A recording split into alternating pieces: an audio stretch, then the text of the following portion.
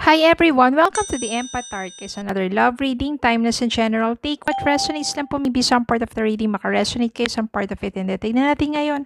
Anong love connections ito, lessons in life and guidance ng ating mababatid for this reading. Spirit guides, send me messages. Anong love connections ito, lessons in life and guidance ang nais yung ipabatid sa amin. Mga aral at gabay sa buhay, pag-ibig ang nais yung iparating sa amin. Anong love connections ito? Guidance, lessons in life. Ang nais ninyong ipabatid.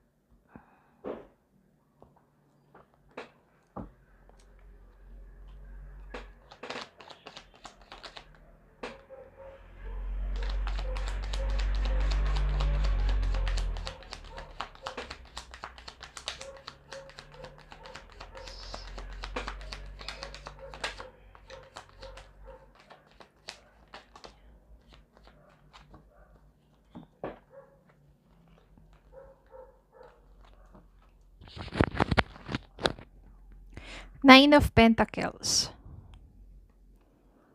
Four of Wands, Six of Wands, Knight of Swords, Eight of Wands, Knight of Wands. Meron kanina Knight of Swords, Knight of Wands naman to, and Judgment. What pa tayo? Isa pang message, bottom of the deck, Two of Pentacles. Dito ko siya ilalagay. Nako, nasisense ko regarding to sa inyong dalawa ng person mo. And maybe this is your ex already. Nine of Pentacles. Maaring single ka ngayon, wala kang kaibang partner, karelasyon, wala kang new person. And nasisense ko na ganun din yung person mo, yung ex mo, na maaring pareho kayong single sa ngayon. You're both busy, kaliwat kanan ng mga offer ninyo, mga opportunities, pinagkakabisihan. Sabihin natin, paaring negosyo, trabaho, pag-aaral, o kung ano pa man ang inyong inaasikaso. No, parang ikaw rin, ganun ka. Itong pagiging single dito, single but you are doing well with your life. So, ibig sabihin yan, single ka pero maayos ang iyong pamumuhay, maganda ang pasok ang iyong pang-pinansyal, o maganda ang financial status mo. Yan, because maybe nagpo-focus ka sa work, sa career, sa business, o kung saan pa man yan, pagpapaunlad ng sarili mo. At ganun din yung person mo. Bigla kayo magkakaroon ng communication dito. Parang magugulat ka na unexpectedly, biglang magme-message sa'yo yung ex mo o yung person mo. Siguro, ang lakas kasi dito ng nasisense ko no? In judgment dito, ito yung mga time ng awakening. Matagal na to nangyari sa person mo, nagkaroon na siya ng, sabihin natin, matinding pagmulat sa kanyang mga mata or awakening, or masasabi natin na natauhan. Ganun. No, natauhan na siya. Pero paaring matagal na yan at lumipas ng panahon, pareho kayong single. Kung ano man yung kanyang bakit kayo nagkalayo, feeling ko because of your differences. Ang pinaka third party dito hindi ibang tao kundi yung pagkakaiba ninyo at hindi ninyo pagkakasundo. Especially pagdating sa karera o sa mga gusto ninyong gawin. Maaring yun yung hindi ninyo pinagkasunduan. Tapos nagkahiwalay kayo, but merong realization dito, especially when yung ex mo or yung person mo, at maaring ikaw din naman na dapat pala nag-compromise na lang kayo, no? Kailangan naging give and take na lang, no? Pero unexpectedly, biglang magme-message tong person mo sa'yo. Baka siguro matagal ka na niyang gustong kamustahin, hindi lang nagkaroon ng lakas ng loob. But this time, magugulat ka, biglang may message siya sa'yo. Tapos yung Knight of Wands dito, ito, yung ano man yung tumatakbo sa isipan niya, gusto niyang puntahan ka, gusto niya magkausap kayo, gusto niya maihayag sa'yo yung kanyang thoughts and yung kanyang feelings. So, malamang sa malamang, Yung communication ninyo na yan, muli ninyong pag-uusap at hahantong sa muli ninyong pagkikita. 4 of Wands dito, magkakaroon ng reunion, ng reconciliation. Malakas ang energy dito ng 4 of Wands, reunion and reconciliation. At maaring nga this time, it will be a successful relationship the second time around. Malakas dito ang reconciliation at malakas ang energy dito that it will be successful this time. Siguro sa una talaga, may mga dumadaan naman sa sa umpisa, very sweet, ligawan, yung mga ganong part, diba? Dating, mga ganyan. Pag nagtagal-tagal, nandun na malalaman mo maano mo yung ugali ng ugali ng isa't isa, malalaman yung ugali ng isa't isa. Tapos nandun na yung parang mga differences, yung mga bagay na yung kailangan mong mag-adjust, kailangan niya rin mag-adjust sa'yo, pero hindi nangyari. So, maaring yun yung naging dahilan ng inyong paghihiwalayan.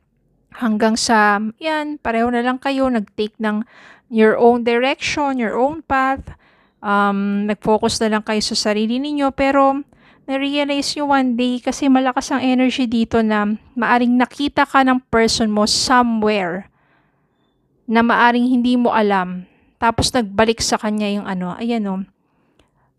handun ulit yung parang yung feelings niya, tapos yung mga thoughts niya about you bumabalik. Kaya gumawa ng paraan yung person mo to reach out to you at talagang magpupunta yan, kakausapin ka, magkikita kayong muli at magkakabalikan. At this time, maiisa sa ayos nyo na ang inyong relasyon for the second time. Or para sa pagkakataon to, for this opportunity. Maaring nandun na yung realization ninyo, maaring sa una kasi bata pa kayo, yung immaturity, mga ganong bagay, but this time, maaring lumipas ang panahon, nag-mature kayo. Malakas dito ang nasisense ko na maaring nakita ka ng person mo sa isang lugar unexpectedly na hindi mo alam, at maaari din, pwede rin naman na nagkita kayo unexpectedly. Tapos nagkaroon kayo ng kamustahan, tapos nandun na ulit nagme-message na siya ulit sa'yo, kinukonta ka na niya ulit, nag-uusap na ulit kayo, hanggang sa madalas na kayo magkita, kabalikan na, nagkaayos na, diba? So, minsan kasi, gano'n naman talaga, especially, kahit sabi mong, kayo na, may mga panahon pa rin talaga na, mas makikilala nyo pa ang isa't isa, lalo na kapag tumatagal ang panahon na kayo ay nagsasama. Doon nyo nakikita yung mga flaws ng bawat isa. Kasi 'di ba, when you love that person, when that person loves you, you have to accept whoever you are. Hindi lang yung mga magagandang bagay, hindi lang puro sweetness, 'di ba? Kailangan kita nyo rin at i-accept sa isa't isa yung mga bagay na sabihin natin hindi kagandahan, pero nandun naman yung sabihin natin, when you are concerned to that person, you want to change that attitude of that person to turn it into good way. For example, bisyo, di ba? Yung mga ganon. Para lang sa ikabubuti niya. Kabubuti ninyong dalawa. Pwedeng ganon din. Merong bisyo naman pala before, pero nagbago na. No? Yung mga ganong bagay. Tignan natin ang message para sa inyo.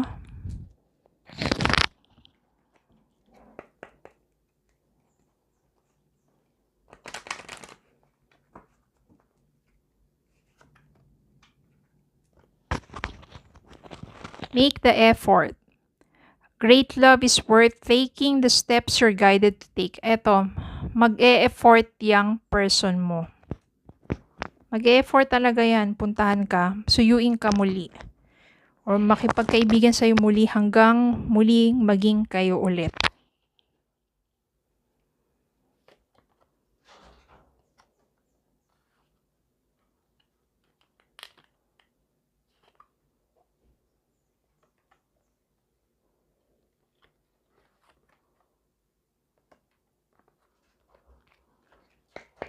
One more message, Spirit Guide.